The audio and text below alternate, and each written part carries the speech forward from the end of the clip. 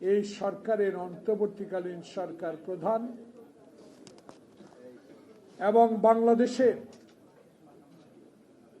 আগামীতে একটি সুষ্ঠু নির্বাচনের মাধ্যমে যিনি জনগণের প্রত্যাশা পূরণ করার জন্য 17 বছর দেশের বাইরে থেকে আপনাদেরকে শক্তি জুগিয়েছেন, সেই তারেক রহমানের সাথে একটি বৈঠকে আমরা যে আলো, যে দিশা, যে প্রত্যাশা আমরা পেয়েছি তাকে লুণ্ঠন করার জন্য একটা শক্তি বাংলাদেশে, বিশেষ করে গত 2 দিন আগে আমি একটি সবার কিছু বক্তব্য দিয়ে আজকে আমার প্রধান অতিথিকে আমি সময় দিয়ে দিই। প্রিয় ভাইরা, আজকের সভাপতি, উপস্থিত সঞ্চালক, মাননীয় প্রধান অতিথি, আমার সহযোদ্ধা 2 জন সম্পাদক, উপস্থিত বাংলাদেশের প্রত্যন্ত অঞ্চল থেকে আগত আমার বাবা যে পেশা, সেই পেশায় নিয়োজিত সকল ভাইরা, আসসালামু আলাইকুম। আসলে ওলামা দলের আসলে মাইকটা এত খারাপ, মাইকে কোনো আওয়াজ হয় না। আসলে ওলামা দল অনেকে খাটো করে দেখতে চায়। ওলামা দলের নেতারা যদি রাস্তায় রক্ত দিয়ে ভেসেও দেয়, তাও যেন কেমন কেমন কথা বলে। আজকে 2 জন, একজন আহ্বায়ক, একজন সদস্য সচিব, এবং যিনি তারেক রহমানের নির্দেশে দলটাকে সংগঠিত করার জন্য ধর্ম বিষয়ক সম্পাদক ও সহ সম্পাদক হয়েছেন, তাদের 2 জনের নেতৃত্বে আজকে আমাকে যেসব লোকগুলো এই সকল কথা বলতেন তাদেরকে আজকে প্রমাণ দিতে চায়। আসুন কাকরাইলের এই 5 তলায় দেখে যান ওলামা দল কত শক্তিশালী।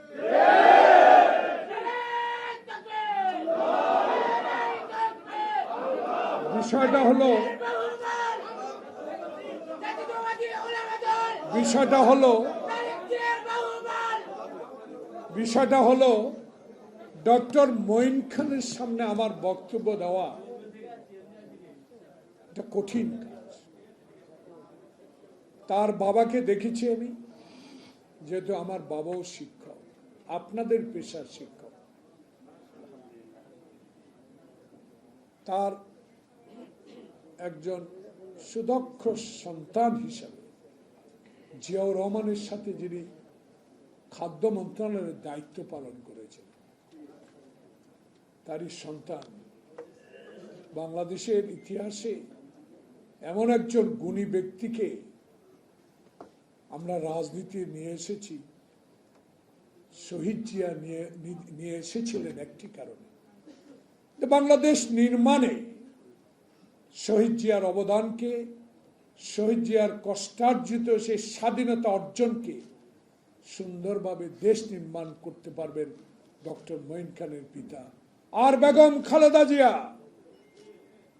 যাকে পছন্দ করেছেন, যার শিক্ষাগত যোগ্যতা দেখে বাংলাদেশ জাতীয়তাবাদী সরকার গঠনের সময় মন্ত্রী করেছিলেন, আজকে 16 বছর রক্ত চক্ষু উপেক্ষা করে যিনি আমার সাথে উত্তরায় রক্ত দিয়েছেন, সেই ডক্টর মঈন খান আপনার উদ্দেশ্য করে ওলামা দলের পক্ষ থেকে কয়েকটি কথা বলে আমার বক্তব্য আমি শেষ করি। জনাব বেলাল সাহেব, জনাব আবুল হোসেন সাহেব কষ্ট পান কথায়, কিন্তু আপনাদের অবিরাম সে কষ্টের ফসল আজকে আপনারা প্রমাণ করে দিয়েছেন। এবং আমার আশা থাকবে, আমার প্রত্যাশা থাকবে, বাংলাদেশের একজন রাজনৈতিক কর্মী আমি স্বাধীনতা যুদ্ধের একজন যোদ্ধা, আমি খালি পায়ে হাফ প্যান্ট পরে না খেয়ে যুদ্ধ করেছি। সেই যুদ্ধের ঘোষণাটা শুনেছি শহীদ প্রেসিডেন্ট জিয়াউর রহমানের থেকে। সেই দলের কর্মী আমি, কারো রক্ত চক্ষু উপেক্ষা করে আমরা ঘরে বসে থাকি না। এই ওলামা দলের নেতারা কর্মীরা যখন হাসিনার এই পুলিশের, হাসিনার গুন্ডা বাহিনী, যুবলীগের কারণে একটি সভা সমাবেশ মিছিল করার সাহস কারোই ছিল না, সেদিন তারেক রহমানের নির্দেশে আমরা যখন রাস্তায় নামি, আমি ব্যক্তিগতভাবে যখন রাস্তায় নামি, তখন আমি ডানে আর বামে, আমার সামনে আর পিছনে পেয়েছি এই ওলামা দলকে। আল্লাহ পাকের কাছে শুকরিয়া আদায় করব। আল্লাহ পাক, আমি আল্লাহ রসুলকে বিশ্বাস করি। আজকে যারা ইসলামের নামে, ধর্মের নামে সরোয়ার্দী উদ্যানে আজকে ঐক্যবদ্ধ হচ্ছেন, ইসলাম প্রচার করেন, আমার বাধা নাই, যেহেতু আমি ইসলাম ধর্ম বিশ্বাসী।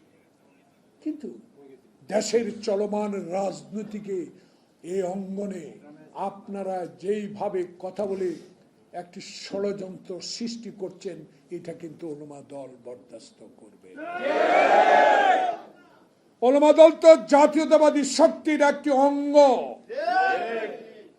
আরো বহু অঙ্গ আছে।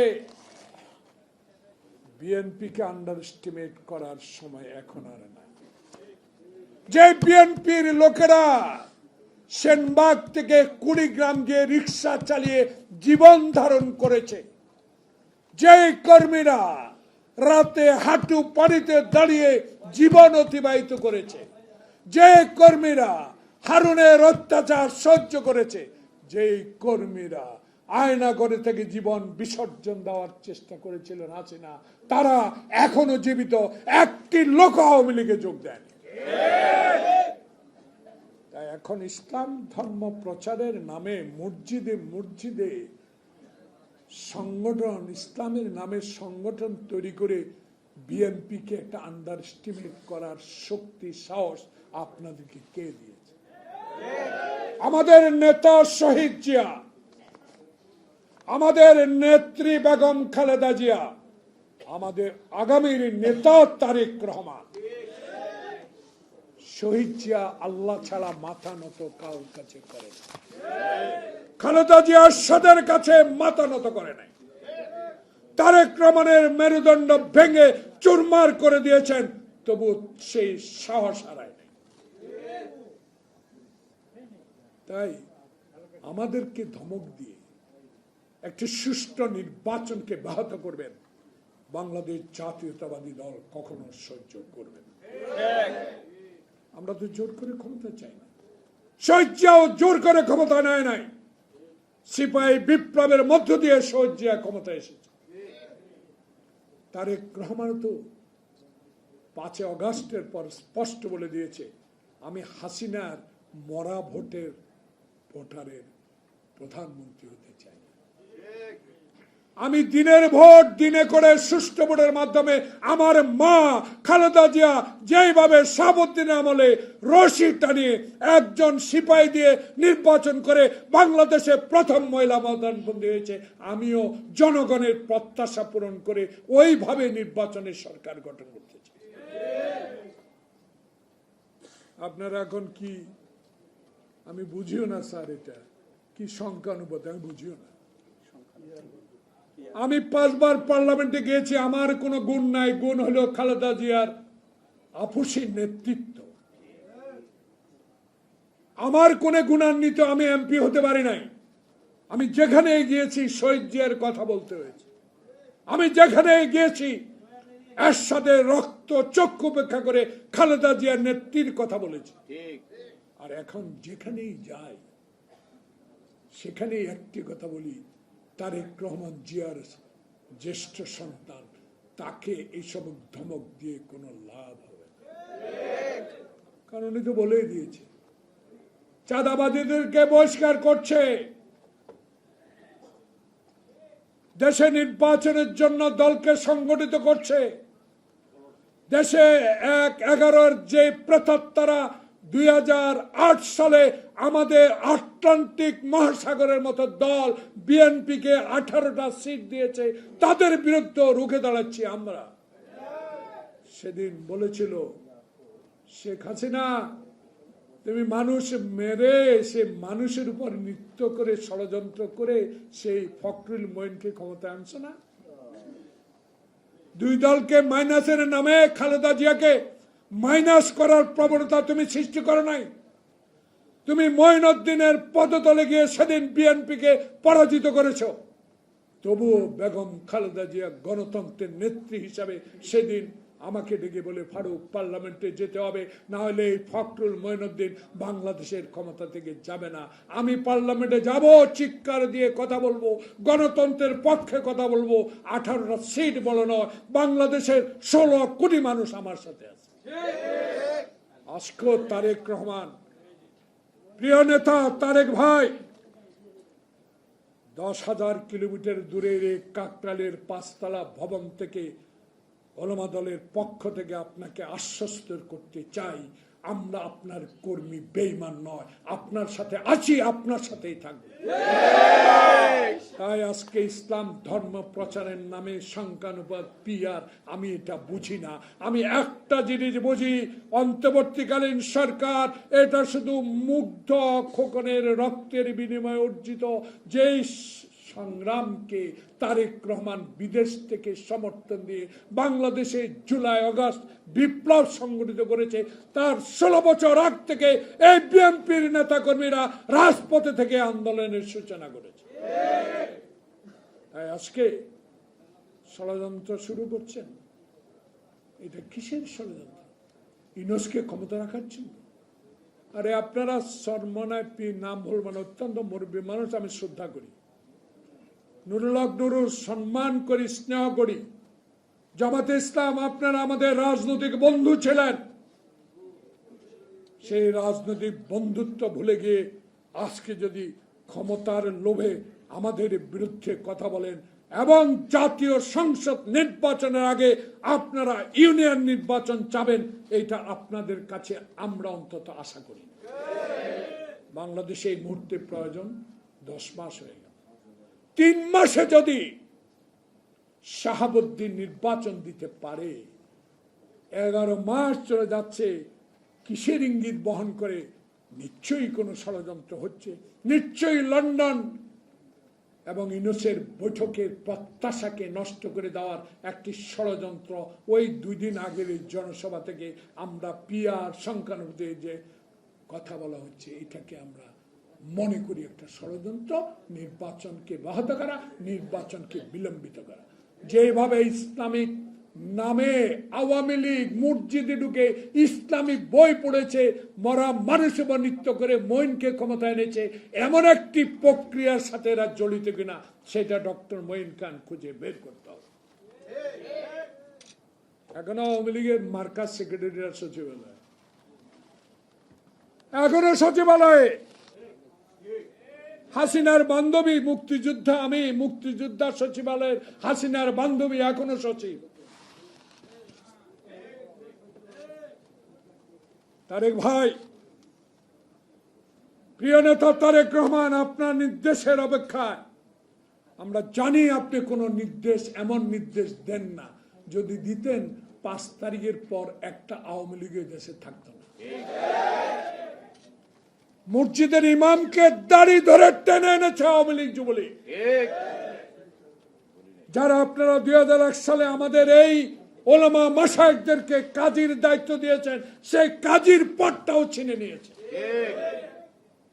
তবুও আমরা সহ্য করছি আমাদের প্রিয় নেতা তারেক রহমানের নির্দেশে। বুকে হাত দিয়ে বলতে পারি, কোন উপজেলায়, গ্রামে, ইউনিয়নে, পাড়ায়, মহল্লায়, বিভাগে, রাজধানীতে ওলামা দলের কোন লোক আওয়ামী লীগের গায়ে হাত উঠায়নি। তাই ক্ষুদ্র ক্ষুদ্র অভিযোগ নিয়ে আমাদেরকে চাঁদাবাজ বলবেন, বড় চাঁদাবাজের প্রমাণ আপনাদের পিয়েরা কেমনে 300 কোটি টাকা, এই পিএসরা 300 কোটি টাকার মালিক। হাসিনা তুমি নাই, তোমার পৃথকতা আছে। পুটপুট করে কলকাতা থেকে দিল্লি থেকে কথা পাঠালে লাভ হবে না। যদি সাহস থাকে বাংলাদেশে আসো, বাংলাদেশে আসো, জেলে যাও। আমার নেত্রী বিনা কারণে যদি জেল খাটতে পেরেছে, তুমি 16 বছর বাংলাদেশের হাজার হাজার কোটি টাকা চুরি করেছো, তার জন্য তোমার বিচার হবে। সে বিচার করার জন্য এত বিলম্বের দরকার নাই। দেখেন তারেক রহমানের কত দূরদর্শিতা। কে যেন কে সিএসি রে ধরছে, জুতার দুটা বাড়ি দিছে, তার জন্য তাকে পুলিশ ধরেছে। আমাদের দল থেকে রিজভী সাহেব স্টেটমেন্ট করেছে মব জাস্টিস করা যাবে না। কজন বলেছেন এসব কথা? একজনও তো বলেন। আজকে বিনীত অনুরোধ করুন, সদয় অনুরোধ করুন, বাংলাদেশে আমরা বহু অত্যাচারিত, একজন 100টা 84টা 150টা 20টা 25টা মামলার আসামি। আমরা অনেক কষ্ট করেছি। জনাব প্রফেসর মোহাম্মদ ইউনূস আপনার মতো আরেকজন শিক্ষিত লাগানে বসা আছে। বাংলাদেশের ইতিহাসে আপনি একজন গ্রহণযোগ্য ব্যক্তি, আমাদের জন্য উপহার নিয়ে আসছেন, আমরা স্যালিউট আপনাকে। আপনার মতো লোককে যেন ষড়যন্ত্রের ফাঁদে কেউ ফেলতে না পারে, সেই দিকে দৃষ্টি রেখেই রোজার আগেই নির্বাচনের ব্যবস্থা করুন। তাই ঐক্য থাকেন, পদ বড় না, সবচেয়ে বড় দল। পদ বড় না, কে পদ পাবেন সেটা আর বিবেচনা করেন না। বিবেচনা একটাই করেন, এই ষড়যন্ত্র প্রতিহত করে এই দেশে একটি সুষ্ঠু নির্বাচনের ব্যবস্থার জন্য তারেক রহমানের সেই সকল কথাকে আমরা মাথা পেতে নিয়ে আন্দোলনে মেনে পড়ব যদি নির্বাচন হয়। সবাইকে ধন্যবাদ। আসসালামু আলাইকুম। অনেক বেশি বলে